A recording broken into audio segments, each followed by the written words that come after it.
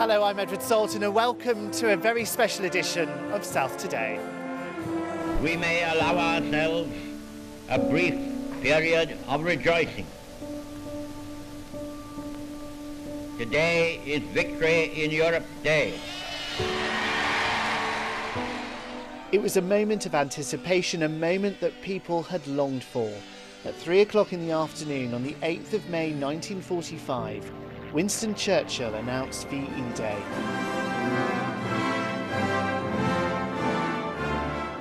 And 8 decades on, we relive the celebrations of 80 years ago, when street parties ran deep into the night, where there was music, dancing and jubilant smiles all around. People surged out of their houses when evening fell and with one accord made for the square. Once there, what should a happy mass of people do but dance? So spend the evening with us as the South marks the 80th anniversary of Victory in Europe Day.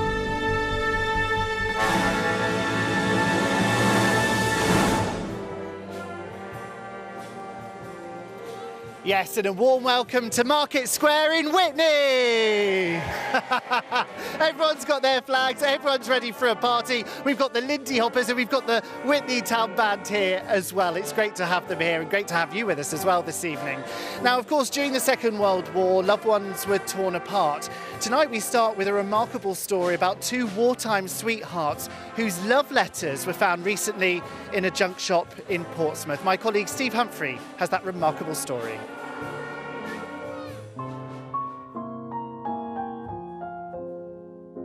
My darling Lita, I just can't realise that the war in Europe is over. On VE Day 1945, John Quick wrote to his girlfriend, Ellen Melita Lamb, who he called either Lita or Nellie. The letter is amongst this treasure trove of wartime correspondence between the couple, discovered in a Portsmouth junk shop by Matt Wingett. You get these love letters where they're just talking about how much they miss each other, and John is very much somebody who's very, very keen on Nellie. Nellie at the beginning, a little more reticent, I would say, than John in the relationship. Letters were a communications lifeline during the war. There are moments in some of the letters, especially later on in the war, where he says to her, "It's my connection with you that keeps me going." John and Ellen started exchanging letters soon after they met. John volunteered for the army just before the war started. I have just come back from the drill hall, having been sworn in and my fate duly sealed. As he starts his training, Ellen writes to John, "This last week I felt very lonely. Why? I don't know. I've been to the flicks, etc., but it doesn't make any difference." She finishes another letter saying, "With a double dose of love, to last you a few days. Nellie." This photograph, which came out of one of the letters, is thought to show Ellen, who mentions that somehow it doesn't look like me. Another photograph found in the letters could also be Ellen, and is her beloved John, the man whose arm she's holding. What we do know for certain is that in late 1940, Ellen was urging John to take great care. "Don't, for goodness sake, get in the way of a bomb." It turns out it's Ellen who almost gets killed in the Portsmouth Blitz. "We rescued most of the furniture from upstairs, and now it's in the lower part of the house." The house where they're living is destroyed. The place is a complete mess, and that's why she's covered in soot. She ends that letter about her lucky escape with these words. "Think of all the lovely, silly things we can do when the war is over." By 1942, John is in Egypt. He tells her about a visit from Winston Churchill. I suppose he came out to see if I was enjoying myself. From the Middle East, John goes to Italy, where the Allies are steadily advancing. He can't talk about the actions he's engaged in, but you get side mentions of people who've died, friends of his. He's in Italy when the war ends, and in his VE Day letter, he tells Ellen, How I should love to be in England now. Darling, you must tell me all about it. John does eventually make it home. They marry straight away, and they spend 3-4 weeks together, and then he's posted back out to Italy. It is a remarkable collection of letters. It is a love story. yes, it's an extraordinary story. As the nation commemorates VE Day, we're hoping that more information comes to light about the couple. Steve Humphrey, BBC South Today. What a fascinating tale. I'm joined now by a fascinating lady. I'm joined by Gertie. Hello, Gertie. How are you? Very well, thank you. Now, tell me, your story is very remarkable because you came to Witney from East London and you never went home. I didn't go home, no. I was lucky, really, to come to a place like Witney, and I've loved it. And everything about it has been lovely. And also being here for the VE Day celebrations. What was it like here on the 8th of May 1945? It was great.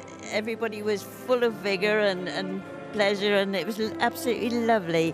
And where they found the food from, I do not know, because everybody had plenty of food on all the trestle tables that they got planned. It was lovely.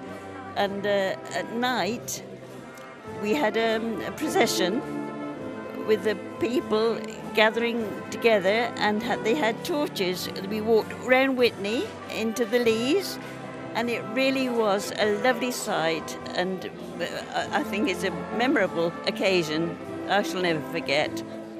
Well, it's lovely to see you. Thank you for coming and sharing your story with us, and a happy birthday for July. A very happy birthday for July. Gertie won't mind me telling you, she's going to be 92 in July. She looks fabulous, doesn't she? Hello, Witney! How are we? Everyone is having a fabulous evening this evening, and these people, I've met them before, look at their cakes. They've got smoked salmon sandwiches. They've got scones. What else have you got? Oh, we've had spam sandwiches. We've had corned beef sandwiches. We've loads of stuff that you'd have eaten around that time. And speaking as one who was brought up on ration food, it's hard to believe now, but yeah, we did well on that food. And what's your favourite? Oh, my favourite spam sandwiches. Super.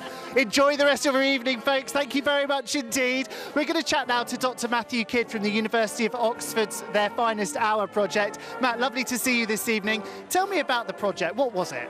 Their Finest Hour was a University of Oxford project funded by the National Lottery Heritage Fund, which aimed to collect and preserve as many stories, memories and artefacts of the Second World War as we could. Over a 2-year period, we held over 70 events where people came along, talked to us about their loved ones' experiences in the war, and also brought their artefacts. And we had an army of volunteers taking photos, recording all the details, and uploading everything to an online archive, which I'm pleased to say is free to access today at theirfinesthour.org. Now, you must have some really remarkable, quirky stories as well. Absolutely, we've got, like I say, around 25,000 stories, memories and artefacts, some of which relate to VE Day, many of which relate to this county. One of my favourites is a letter sent on the 8th of May 1945, which describes not just what was going on in Kidlington, but how the person felt, which I think is really, really important. Important to treasure and remember as well, isn't it? Absolutely, and that's why we did it, not just to remember these things, but to pass it on to future generations, and so that people actually could feel and value what they had as well in their cupboards, their lofts and in their homes. Dr. Matthew Kidd for now, thank you. We'll chat to you a bit later on. As you can see, the Witney Town Band have struck up. They're playing some fantastic music, and don't they look remarkable? Now, there are parties right across the south of England over the coming days. Street parties, beacon lightings, and in fact some beacon lightings in Bournemouth, Christchurch, in Woodley and in Ringwood tonight. There's also one happening in Selsey in West Sussex, and my colleague Steve Humphrey is there live for us this evening. Evening to you, Steve. Hello, Oakwood. Yes, there are lots of events taking place right across the south this evening to commemorate VE Day. Here in Selsey, they've got a special event at which they will be telling the wartime history of the town. And to do that, they have set up a special screen, which is just behind me here, at which they will be showing wartime photographs. More on that in just a moment. But first, let's hear from some people who remember VE Day 80 years ago. Bryony Leyland reports. Mabel Kidney was on duty at HMS Daedalus at Lyon the Solent on VE Day. She joined up to the Women's Royal Naval Service aged 17. She remembers for her, celebrations were limited when news of victory came through. We had a little drop of rum, but No more of the things, more or less, as far as I could see, we carried on as usual, because we waited the sticks over at Leon Solent, you know. It was a different story for another wren, Ruth Bourne. She worked at Bletchley Park in Buckinghamshire, part of a secret code-breaking team. On VE Day, Ruth headed for central London. We ran into the road and there wasn't very much traffic in those days. And we held up a poor unsuspecting motorist and we said, "The war's over. Come and have a cup of tea." From there, the party atmosphere built.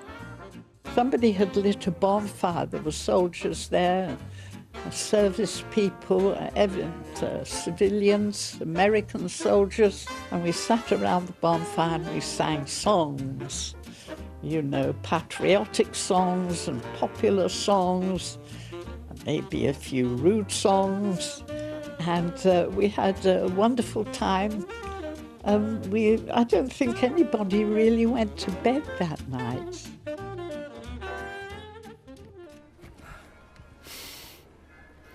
Yeah, amongst the events happening this evening here in Selsey is the little display of the local fishing boats and the lifeboat here on the coast. They'll be doing a sail past at just after 7 o'clock. Now, one of the main things happening this evening is that people are having a chance to learn about the wartime history of Selsey. And one of the people who's been looking back at what happened 80 years ago is Zoe Neal from Selsey Town Council. You've discovered an awful lot about some of the wartime secrets. Tell us about those. Yes, I have. Well, I don't know whether many people realise, but we are only 98 miles away from Normandy, and so which was really useful during D-Day because our RAF Selsey was able to actually protect the structures that were being towed across for the Mulby Harbours. Now, meanwhile, while the Mulby Harbours were being assembled, the actual village was put under lockdown. No one was allowed in or out. Apart from Winston Churchill. Apart from Winston Churchill, who came down because, of course, the Mulby Harbours, they were sunk offshore. They had to be refloated to be towed for the landings. And Winston Churchill came down and had words with the engineers to make sure this was possible. And so when you look at that, Selsey really, for a small town, made such a difference for the success of D-Day and actually the eventual liberation of Europe, which is what we're celebrating today. Fantastic. Zoe, thank you very much indeed. Now, the events here in Selsey will culminate with the lighting of the VE Day beacon at 9:30. From Selsey, back to you and Jana in the studio. Steve, thank you very much. In other news, farmers urge drivers to slow down after years of seeing her cows being hit and killed. More than 100 cattle graze on Dorney Common, which has a 60-mile-an-hour road through the middle of it between Dorney in Buckinghamshire and Eaton Wick in Berkshire. Michelle Boucher said the stretch of road, which is just under a mile long, has cattle grids at both ends, but other warning signs were often ignored. Dorney Parish Council said 31 cows have been killed on the common between 2009 and 2023. Alex Meakin reports. This stretch of road between Dorney and Eaton Wick is less than a mile long, and for decades the common it cuts through has been home to grazing cattle during the warmer months. Currently there are more than 100 cows on Dorney Common, but the farmer who owns most of them says that every year her cows are being hit and killed by cars. We've been putting cows out on this common since I think 1940s, but with increased traffic, more and more people have got cars. It didn't used to be such a risk. Between 2009 and 2023, 31 cows were killed in car accidents on this stretch of road that currently has a 60-mile-an-hour speed limit. Now, the farmers who own these cows are calling for traffic calming measures, including more warning signs and a reduction to that speed limit. People do take advantage of that speed limit. They quite often go over 60 miles an hour and the cows will step out into the road. People hit them, leave them with pretty horrific injuries, sometimes just drive off. They mean a lot to us. We don't like to see them in that state, injured and just left lying there. It's really upsetting to see them like that. Buckinghamshire Council has said it is aware of what it calls the clearly concerning issue and says it's monitoring speeds on the common to work out if the limit needs to be reduced. Alex Meakin, BBC South Today, Dorney.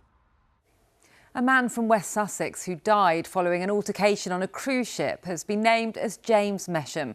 The 60-year-old was a passenger on board the MSC Virtuosa, which sailed from Southampton on Saturday evening. The incident happened about 2.5 hours into the voyage. A man from Devon who was arrested on suspicion of murder has been released on bail. A man's been charged over a series of car fires in Dorset, which took place almost 2 years ago. A total of 18 vehicles were destroyed in the early hours of the 15th of May 2023. Fires were reported in the Wimborne, Broadstone and Merley areas. David Giddins, who's 45 and from Wimborne, has been charged with 18 counts of arson. He's due to appear at Poole Magistrates Court later this month. Police have released an EFIT image of a man following a sexual assault in Slough. The incident took place at around 2:15 in the afternoon on Monday the 24th of March near the Tesco in Brunel Way. The victim, a woman in her 20s, was approached and touched inappropriately by a man described as Asian, in his 50s and around 6 foot tall. Families in Dorset are being offered free relationship therapy to help them argue in a better way. Dorset Council says the project aims to help parents learn techniques to better deal with conflict, which can have an impact on children.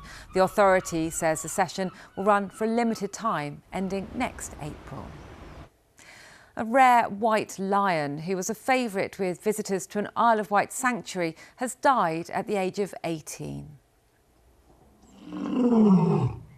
Casper had lived at the Wild Heart Animal Sanctuary in Sandown since 2010 and was later joined by his half-sister Frosty. His health had taken a turn for the worse over the past few months. Staff say he'll be deeply missed by everyone who knew and cared for him.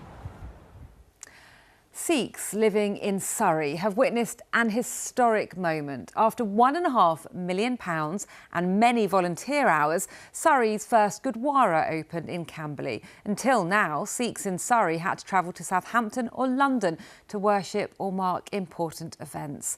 Our BBC Asian Community Radio Show presenter Reno Adabil was at the opening. The Guru Nanak Gurdwara Camberley officially opened last weekend to much excitement. It's a journey that started 20 years ago with just a handful of families worshipping from each other's homes, cooking in each other's homes, and that then snowballed to a slightly bigger congregation and a bigger congregation to ultimately where we are now with our very own premises. About 1,000 people attended the festival of music, prayer, martial arts and talks. But it was a real community effort to get the temple renovated in the first place. I think we've all been involved in various things. So I think first of all I've been involved in the library, which is a project undergoing still. We're looking at opening that in the summer of this year. So I think as Sangat, I think we've all done really well in getting involved in various bits. Everyone's helped out. We've got relatives here and we come to visit them, and it's opening week and we come all the way from Coventry. Okay, all the way from Coventry. So what do you think of the new Gurdwara? It's very, very good. The Gurdwara also wants it to be a resource for others. There's the free kitchen, fitness, yoga and martial arts classes. It was really unique actually, because normally in a building like this is bought, there's contractors that come in, but actually we didn't need to do any of that because there was such an outpouring of love that people came in, gave up their time and did all the work. So this Gurdwara has been put together by the community. Rena Anabil, BBC South Today, Camberley. The deadline for the much-anticipated takeover of Reading Football Club has been extended once again. American businessman Rob Couhig's Redwood Holdings Group has agreed a sale in principle with current owner Dai Yong-ger, who the EFL has now given until next Monday to divest his interest in the club. The deal includes the club, stadium and the training ground. Well, that's all from me in the studio this evening. Now it's time to go back to Ed Salt at the VE Day celebrations in Witney in Oxfordshire. Ed. And Shannon, thank you very much indeed. Yes, welcome back to Witney! Emma's got her flag. Hi, Emma. You wave your flags beautifully. We've got some gin and tonics. Is that some scones? Got some scones. I'll be back there later. Hello, everyone. Olive's there with her medals. Hi, Olive. And look at all the people that have come out to see us tonight. Hi, everyone. And look who's just arrived. I feel a bit like Cilla Black here. What's your name? Where are you from? I'm Louise and I'm from Whitney.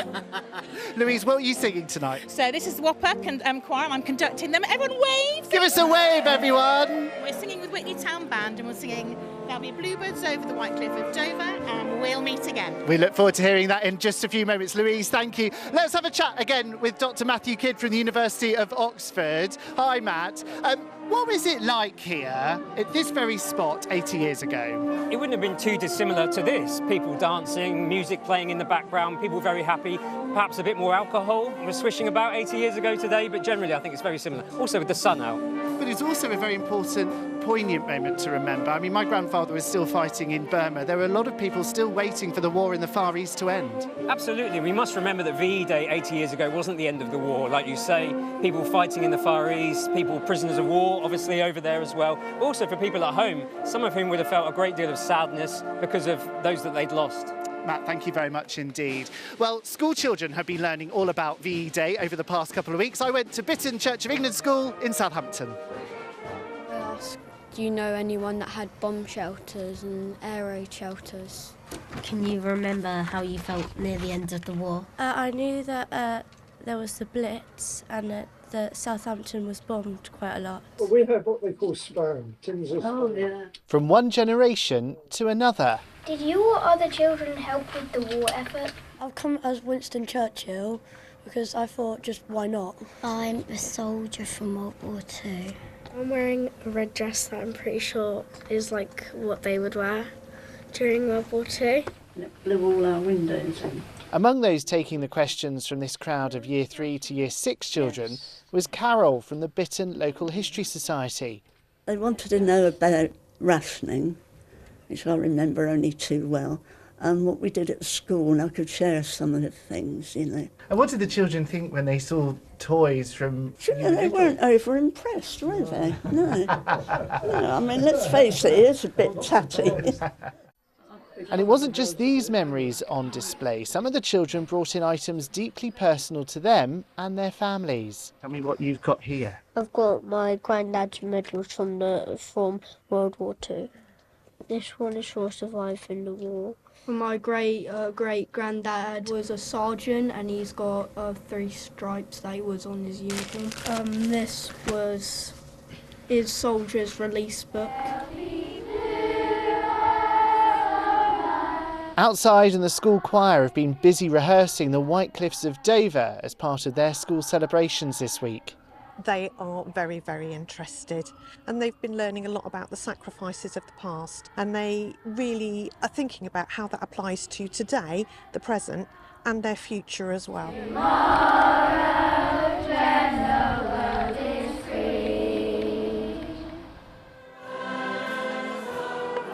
Now, last night you may have seen myself and Sophie Law from BBC Radio Oxford learn, I use the word learn very loosely, Lindy Hop with Hampshire's Kai Ridgington. Sophie's with me, looking fabulous, looking the part. We had fun, didn't we? It was so much fun. Now it feels very real, Eds. Very, very real. Especially that we might dance Lindy Hop at the end of the programme. What was your favourite bit about Saturday when we met Kai? It was just watching how the professionals move and thinking, I don't know that I could ever do that. But they're so good, aren't they? They're so good. And the history of the dance as well. It was beautiful, wasn't it? I really learned a lot. It was a real special day. Shall we dance at the end? Go on then. Would you like to see us dance the Lindy Hop? Okay. I probably shouldn't have asked that question. Now, Sophie, did you know that during the Second World War, the only thing that wasn't rationed was fish and chips? Fascinating. Every day's a school day. Well, that brings us on to Alexis, who is on the roof of the fish and chip shop here in Market Square with the weather. Alexis, what was the weather like here in 1945? Well, Ed, we had 23.9 Celsius at South Farnborough, 22 Celsius at Thorney Island, and just down the road from here in Oxford, we had a high of 22.5 degrees. There was the odd shower, an east to south easterly breeze. We had a fair amount of medium to high level clouds, so hazy sunshine at times, and we were in the warm sector between the warm front ahead and the cold front behind. So there was the odd shower dotted about here and there, but pretty warm for the time of year. Let's take a look at the forecast on this very day? Well, today we had a fair amount of cloud. We're starting to see increasing amounts of sunshine through this evening, so tomorrow is a much better day in terms of sunshine. We're looking at clear skies, maybe a cool start in the morning with some mist and fog at first, and maybe the odd patch of frost. So the satellite picture overnight tonight is showing that cloud that built up today starting to break and thin in places to allow for some clear spells during the early hours of the morning. So through the overnight period, that cloud will melt away and temperatures will drop away to around 3 or 4 Celsius, possibly lower than that in the countryside, hence the risk of a frost. Blue skies tomorrow once the mist and fog is cleared, and through the course of the afternoon, temperatures will rise nicely, slightly higher than today in the warm sunshine. Potential highs through the afternoon up to around 19, possibly 20 Celsius, maybe a bit higher than that in any prolonged periods of sunshine. There will be some patchy cloud building during the afternoon for western areas, bringing the risk of the odd isolated shower. Now, through the course of tomorrow night, we're expecting clearing skies once again. 1 or 2 mist patches will develop during the early hours of Saturday morning, and temperatures will fall away to around 3 or 4 Celsius once again. So the risk may be in the countryside of some patchy frost in places. Looking ahead to Saturday, it's a much warmer day. There will be areas of cloud about, but generally blue skies overhead with a potential high of 22 to 23 Celsius, possibly warmer than that in prolonged periods of sunshine. Now, there's some uncertainty about Saturday night into Sunday because there is the potential for some heavy thundery showers to develop, moving their way up from the Bay of Biscay, and they could move in, affecting southern coastal areas. And because of that, we may see some quite torrential rain. That's more likely for southwestern part of the region. So through the course of Saturday, yes, it's warm, but we could see those thunderstorms on Sunday, and also on Monday and Tuesday, potential for thunderstorms in places. So generally, over the next few days, it will be mainly dry with temperatures climbing. But as we head towards the weekend, temperatures will drop away. Back to you, Ed. Alexis, thank you very much indeed. I'm just back in the crowd. Hello, what's your name? Paula Walker. Hello, Paula, you look brilliant. Have you had a good evening? We have, yes, we have. No, loving your red, white and blue. Just everybody knew where I was coming. Absolutely, we could see you, we could see you. Have you all had a nice time, Whitney? Yes! Thank you very much indeed for coming. Look at your lovely neckerchief as well. Thank you very much. Claire Godwin. Really lovely to see you, Claire. Thank you very much indeed. Whitney, give yourselves a round of applause. That is it from us for tonight. Sophie, shall we do it? Thank you for watching. Have a lovely evening from all of us here on Saturday. Good night.